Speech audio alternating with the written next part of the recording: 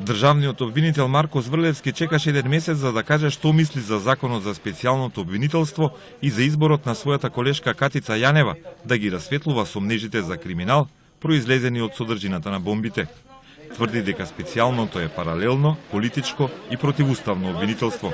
Ние не сме политичка институција и нас политичките договори не ни интересираат. Ние постапуваме согласно законот. Ако некој донесе политичка одлука да формира политичко обвинителство, јас се гордам што ние не сме политичко обвинителство, а политичкото обвинителство нека си постапува согласно.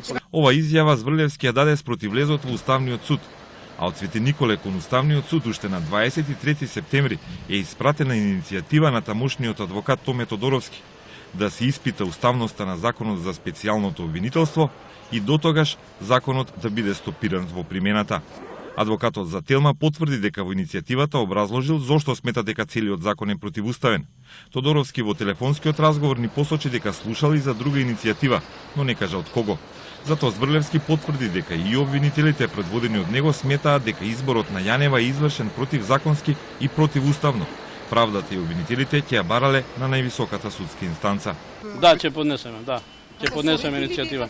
Во јавното обвинителство, генерално во целата институција постои голем револт и разочараност и навреденост на јавните обвинители што е избрано паралелно обвинителство, кое според и вчерашните притисоци, односно не притисоци, него препораки да се поднесе иницијатива за противуставност, тоа е навреда на целото обвинителство. Обвинителите се бунеле и дека нема доволен број на обвинители на вработени и дека немаат доволно пари. Сега тие бараат од владата истото што го барала Катица Јанева со финансискиот план за специјалното обвинителство. Додаток за ризик, страф и доверливост. Зврлевски не го разгледал финансискиот план на Јанева, но однога пресмета дека специјалните ќе земаат преголеми плати за разлика од обичните обвинители кои вчера се жалеле кај него. Некој предвиди голема плата сега, јас не знам како е разделот за плата, меѓутоа сигурно дека платите се мегаломански и не може да се предвиди нешто што го нема дури ни во окружувањето на Република Македонија. Платите знаете колку треба да изнесуваат, колку една плата на еден обвинител во организиран криминал. Меѓутоа, на доместоците кои јавните обвинители за организиран криминал не ги добиваат, а работат на предмети против терористи, против наркокартели, против ИСИС и против други, они немаат такви придонеси, а работат дење и ноќе. Според важечките закони меѓу обвинителите, најголема плата добива Зврлевски, 3,7 просечни плати или над 80.000 денари месечно. Јанева ќе добие 10% помалку. Обвинителите во организиран криминал добиваат 3,2 просечни плати, околу 70.000 денари, колку што законски е определено и за специјалните обвинители од папката на Јанева.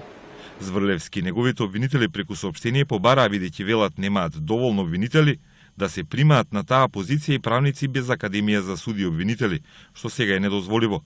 Анализите на државниот буџет покажува дека само за една година во обвинителството бројот на вработени е зголемен за 127 луѓе.